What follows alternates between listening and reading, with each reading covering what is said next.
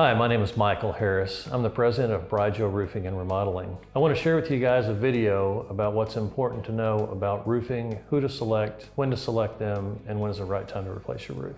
Today we'll talk about choosing the right contractor. There are people that will come knocking at your door, and that's how a lot of people in our region find out they need a new roof, whether it's someone knocking on their door or you have water coming in. But some things that are going to be important for you to know is that when you have an insurance claim that might come up out of this, is that you'll have two different kinds of policies. And a lot of us don't realize which policies we have, but there's an actual cash value and a replacement cost. And this can come as a surprise to you when you get an insurance claim and you have the adjuster at your home. He writes you an estimate and then he holds back depreciation. When he holds back depreciation, you're gonna have a loss more than your deductible. The depreciation is a certain value, so if your roof is 20 years old and it's a 30-year product, they're gonna hold out more than 2/3 of the money that they would normally pay you, along with your deductible. So on a $20,000 roof, you could actually be paying out of pocket over $15,000. So it's gonna be important for you to know which policy you have. And you wanna talk to your insurance agent and make sure that you have a replacement cost value policy.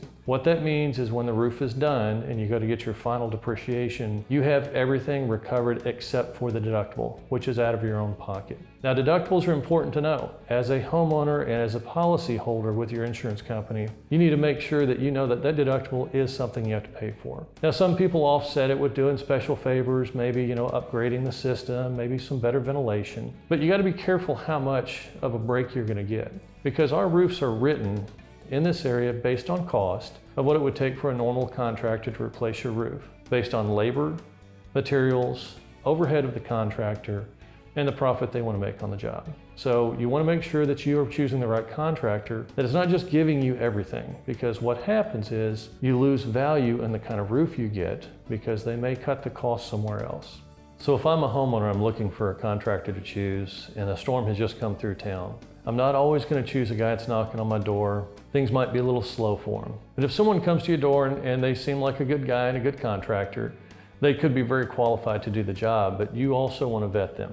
You want to check with places like the Better Business Bureau. Are they part of an industry where they have accountability? There are some groups that require the contractors to be in that organization to be fully insured. So you want to check online, check who's your local area, like places like Plano, which is where we're from. You can look those up, find out if Plano's got a long list of contractors that may be in bad standing with the city based on permits not filed. Plano does require you to put a permit on the home. The reason why we have permits is there are certain things that penetrate from your furnace unit and your hot water heater. What those do, if you have a gas unit, those gases can go out through the pipe, but if those pipes get dislodged during a roof replacement, they have to be reconnected properly. That's what the city is checking for on your permit process. So if I'm looking for additional things from my contractor, I do want to ask the question, are you insured?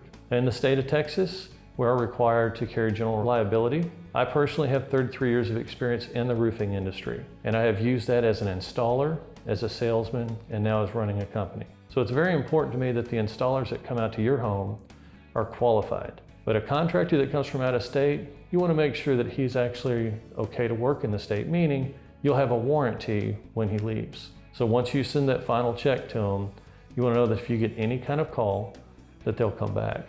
Another thing you'll want to ask them if you're going to sell your home, that you want to know that that warranty they have on that roof will move over to the new buyer, because that will be a selling point for you. Some contractors do not move that warranty over. That'll be important to ask those questions if your home is up on the market.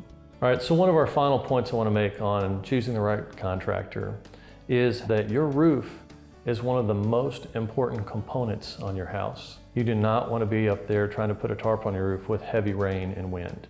What you want to be able to do is call your contractor. They may not be able to get up there either, but they can give you direction on what you can do to maybe reroute the water, maybe put a bucket in the attic. I tell everyone your roof is extremely important and your number one investment, which is your home. So you look at your roof, you look at your foundation, the top and the bottom, those are the key.